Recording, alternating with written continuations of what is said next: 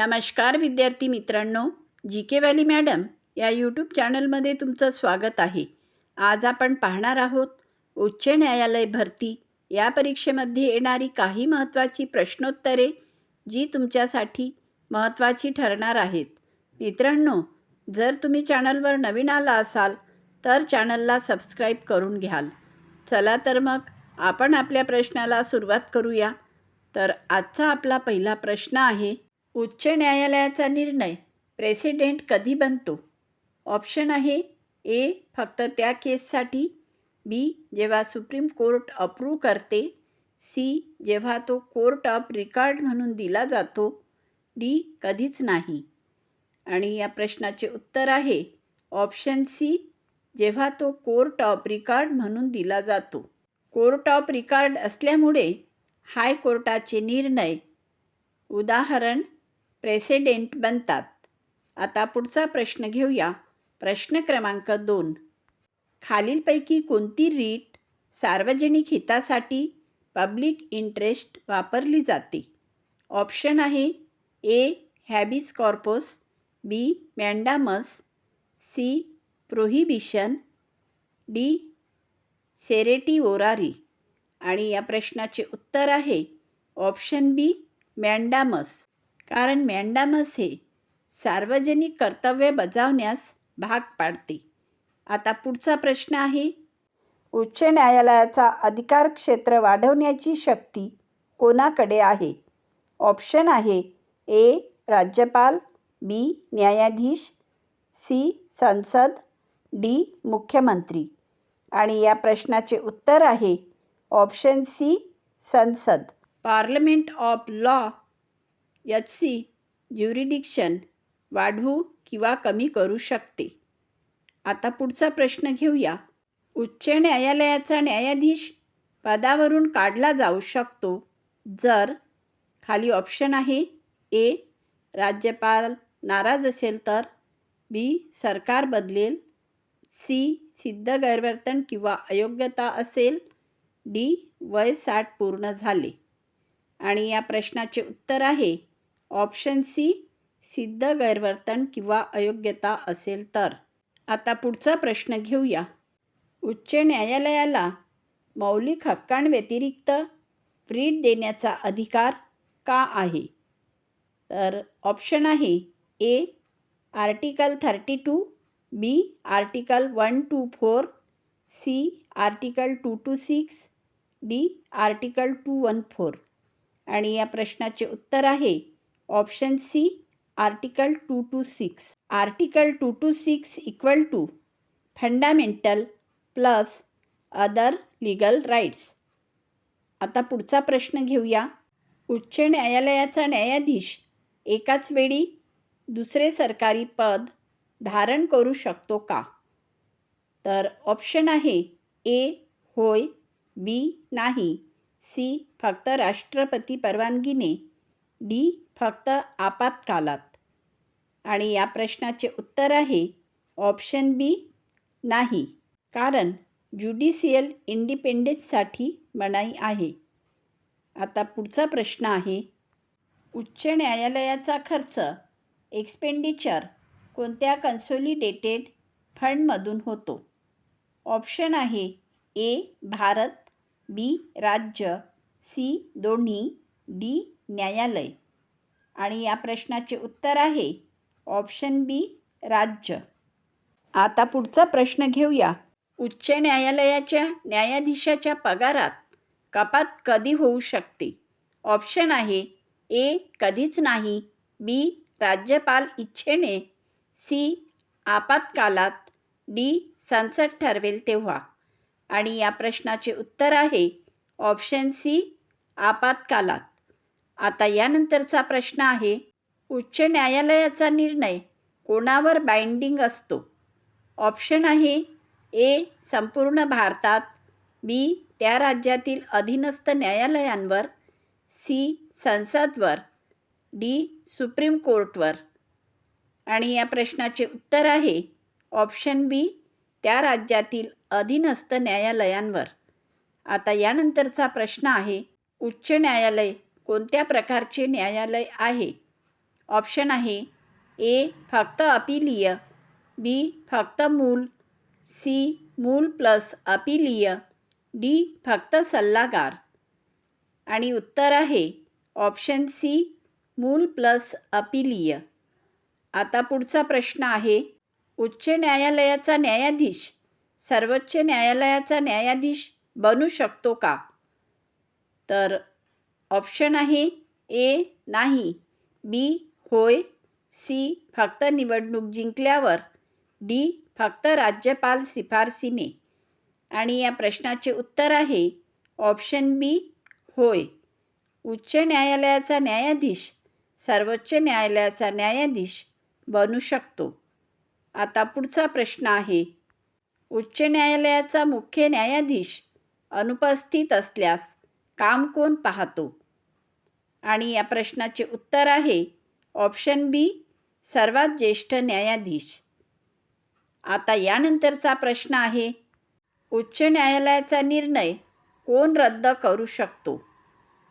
तर खाली ऑप्शन आहे ए राज्य सरकार, बी संसद, सी सर्वोच्च न्यायालय, डी राज्यपाल. आणि उत्तर आहे ऑप्शन सी सर्वोच्च न्यायालय. आता पुढचा प्रश्न आहे, उच्च न्यायालयाला ॲडवायझरी ओपिनियन देण्याचा अधिकार आहे का? तर ऑप्शन आहे ए होय, बी नाही, सी फक्त राज्यांसाठी, डी फक्त केंद्रांसाठी. आणि या प्रश्नाचे उत्तर आहे ऑप्शन बी नाही.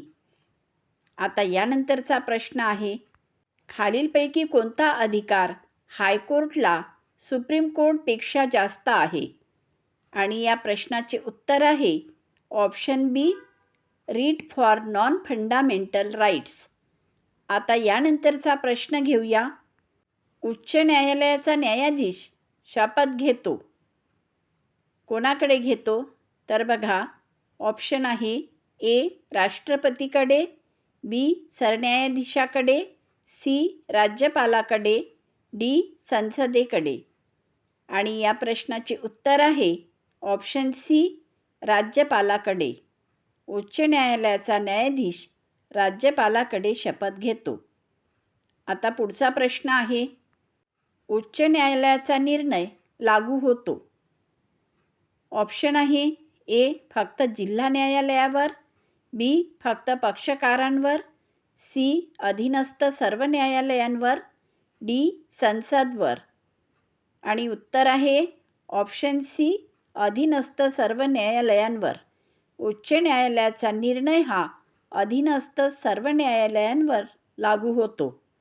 आता यानंतरचा प्रश्न आहे, हायकोर्टमध्ये किती न्यायाधीश असतील हे कोण ठरवतो? तर ऑप्शन आहे ए राज्य सरकार, बी संसद, सी राष्ट्रपती, डी सरन्यायाधीश. आणि उत्तर आहे ऑप्शन बी संसद. हायकोर्टमध्ये किती न्यायाधीश असतील हे संसद ठरवते. आता पुढचा प्रश्न आहे, हायकोर्टचा न्यायाधीश राजीनामा दिल्यानंतर पुन्हा हायकोर्ट जज होऊ शकतो का? तर ऑप्शन आहे ए होय, बी नाही, सी फक्त दुसऱ्या राज्यात, डी फक्त आपत्कालात. आणि या प्रश्नाचे उत्तर आहे ऑप्शन बी नाही. हायकोर्टचा न्यायाधीश राजीनामा दिल्यानंतर पुन्हा हायकोर्ट जज होऊ शकत नाही. आता यानंतरचा प्रश्न आहे, हायकोर्ट परीक्षामध्ये सर्वात जास्त गुण कुठून येतात? तर ऑप्शन आहे A current affairs, B constitution articles, C maths, D computer. आणि या प्रश्नाचे उत्तर आहे ऑप्शन बी कॉन्स्टिट्यूशन आर्टिकल्स. आता यानंतरचा प्रश्न आहे, उच्च न्यायालयात पब्लिक इंटरेस्ट लिटिगेशन्स PIL दाखल करण्यासाठी पात्र कोण आहे? ऑप्शन आहे ए फक्त वकील, बी कोणताही नागरिक, सी फक्त पीडित व्यक्ती, डी फक्त न्यायालयीन कर्मचारी. आणि उत्तर आहे ऑप्शन बी, कोणताही नागरिक. आता पुढचा प्रश्न आहे, उच्च न्यायालयात अपील करण्यासाठी अंतिम मर्यादा काय आहे? तर ऑप्शन आहे ए 30 दिवस, बी 60 दिवस, सी 90 दिवस, डी 120 दिवस. आणि या प्रश्नाचे उत्तर आहे ऑप्शन सी, 90 दिवस. उच्च न्यायालयात अपील करण्यासाठी अंतिम मर्यादा ही 90 दिवस आहे. आता यानंतरचा प्रश्न आहे, उच्च न्यायालयाचा ओरिजिनल ज्युरिस्डिक्शन कोणत्या बाबतीत लागू होतो? ऑप्शन आहे ए, फक्त कर प्रकरणे, बी, राज्य सरकार व नागरिकांच्या हक्कांचे प्रकरण, सी, खाजगी कंपन्यांचे प्रकरण, डी, शिक्षण संस्थांचे प्रकरण. आणि उत्तर आहे ऑप्शन बी, राज्य सरकार व नागरिकांच्या हक्कांचे प्रकरण.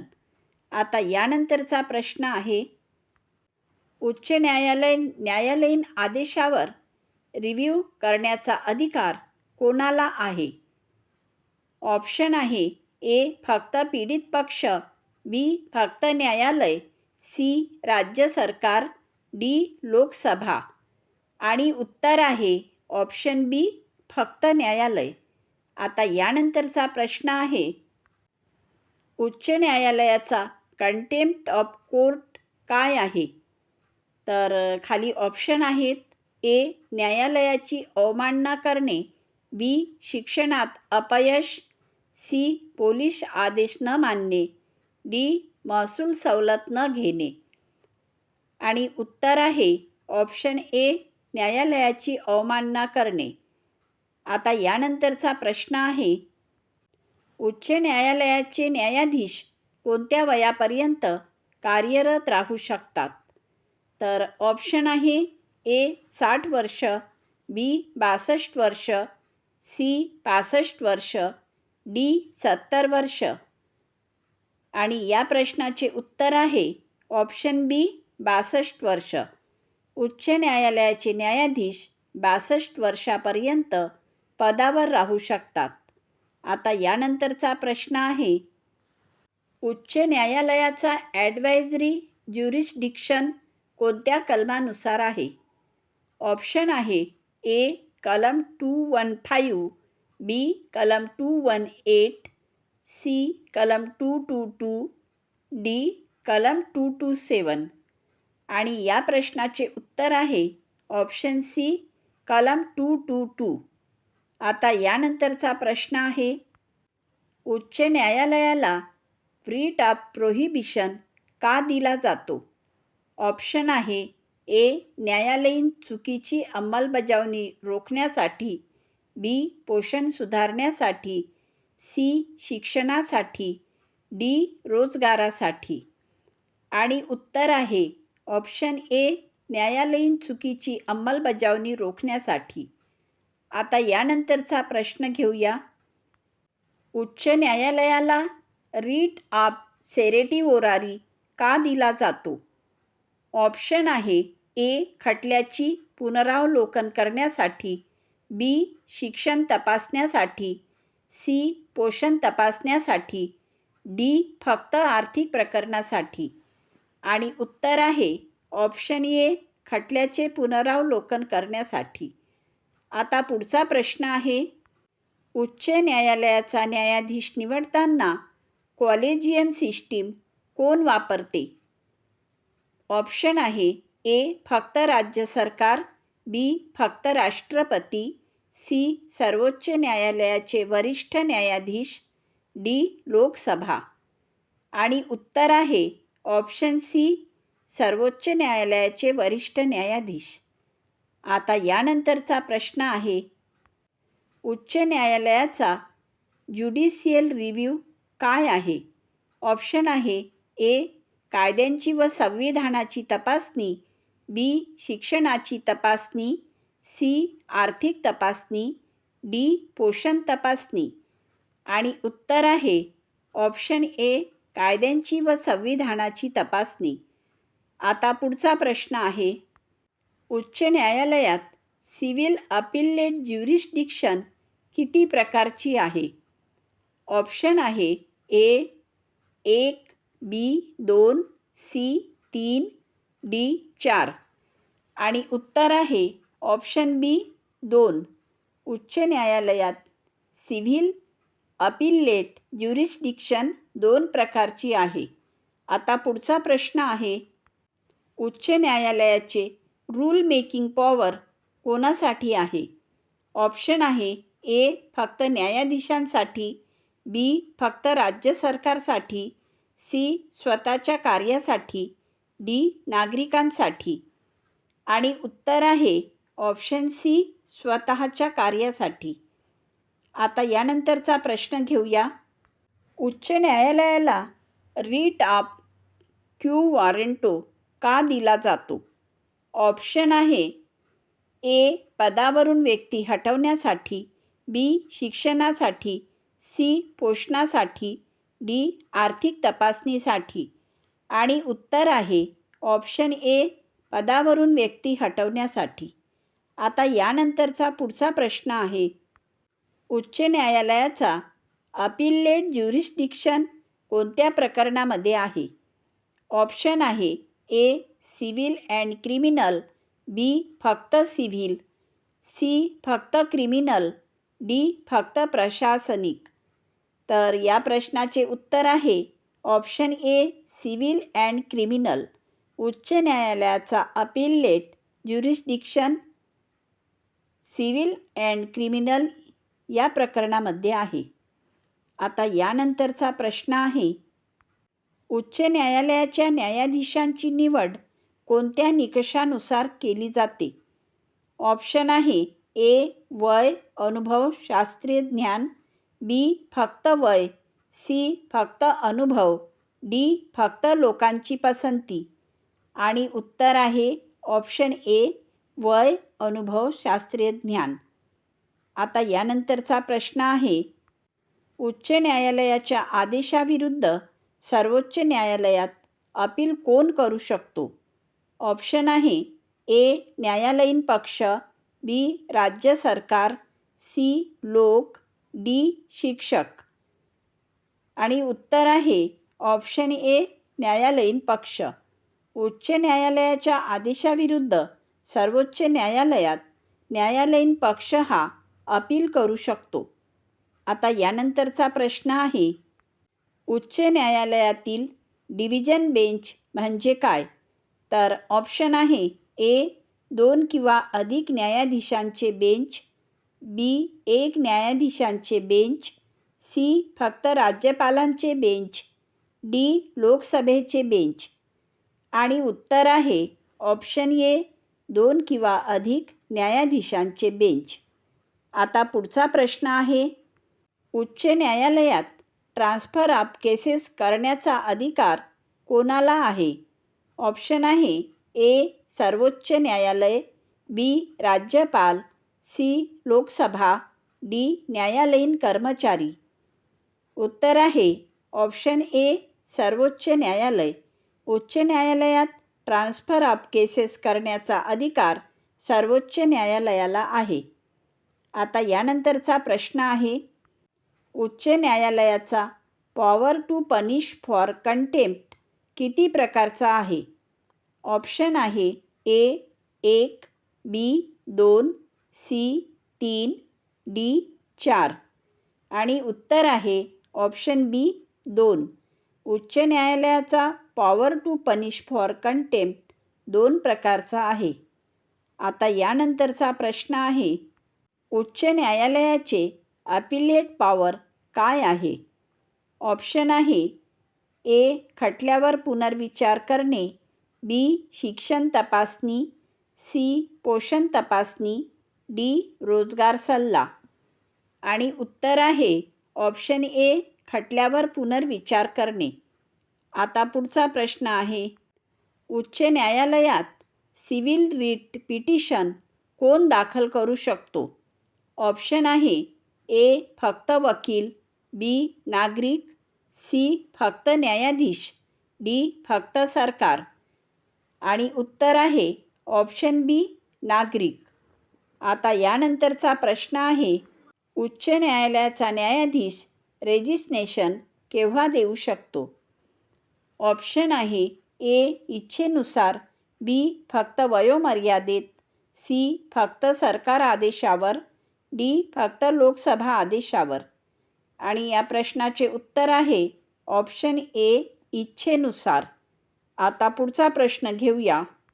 उच्च न्यायालयाचे अपील अगेन्स्ट ॲडमिनिस्ट्रेटिव्ह ऑर्डर्स कोणत्या प्रकारात येते? ऑप्शन आहे A. Civil, B. Criminal, C. Administrative, D. Fiscal.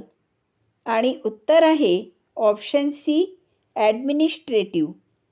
आता यानंतरचा प्रश्न आहे उच्च न्यायालयाचे appointment of registrar and staff अधिकार कोणाला आहे? ऑप्शन आहे ए. न्यायाधीश, बी. राज्य सरकार, सी. लोकसभा, डी. सर्वोच्च न्यायालय. आणि उत्तर आहे ऑप्शन ए. न्यायाधीश.